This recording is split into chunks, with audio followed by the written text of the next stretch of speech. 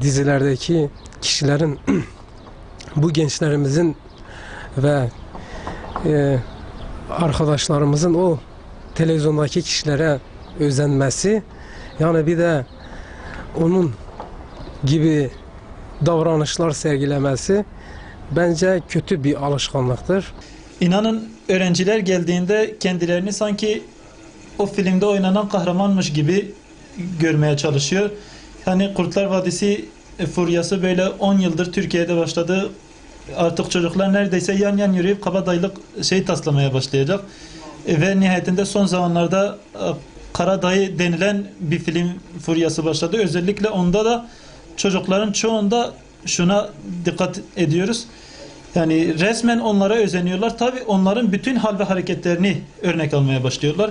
Hal ve hareketlerini derken onlar orada özellikle içki ve gayrimeşru ilişkiler konusunda topluma o kadar rahat şeyler sunuyorlar ki sanki bunlar çok doğal şeylermiş gibi. Halbuki bunların aslında direkt öğrencilere, direkt topluma sirayet ettiğinin farkındalar. Bu konuda eğitimciler olarak da, aileler olarak da hepimiz üzerimize düşeni yapmalıyız, gereken tepkiyi koymalıyız. Bu dizilerde tamamıyla bir ithal kültüre dayalı olduğu için, Avrupa'nın bir kültürü olduğu için, yani toplum için büyük bir ifsattır diyebiliyoruz. Onun için bir huzur, bir sükunet şu an bulamıyoruz maalesef. Toplum büyük bir uçurum içerisindedir. Hele hele özellikle gençlerimiz bir büyük uçurum içerisindedir. Başıboşluk her nedense biraz dünya olarak, maddi olarak ne kadar ilerlemiş olarak kendini görüyorsa, misli olarak da manevi olarak çöküntü içerisindedir.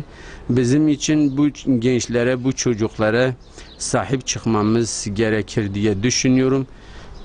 Bu çocukların geleceği için ilk evvela imani bir manavi bir inşa, manavi bir güç, manavi bir kültür üzerine yetiştirmemiz gerekir.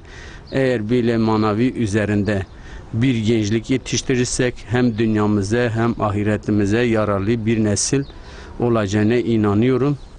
Televizyonlarda yayınlanmakta olan diziler yıllardır İslam ailelerini, Müslümanların İslami kültüre dayalı, terbiyeye dayalı ailelerini tam bir batı tipine dönüştürmüş. Esasında dönüştürmüş derken dönüştürülmek istenmiş, hedeflenmiş ve maalesef birçok yerde başarıya da ulaşılmıştır.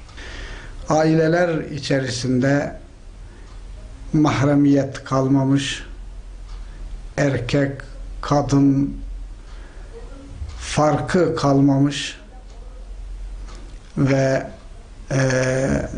muazzam dinimizin, edep ve terbiye dinimizin, namus dinimizin emrettiği o yasaklar, o ölçüler kaldırılmış. Bırakın hatta buna riayet eden, riayet etmek isteyen, İslami edebe, İslami terbiyeye, mahremiyete riayet etmek isteyenler ayıplanır duruma getirilmiştir.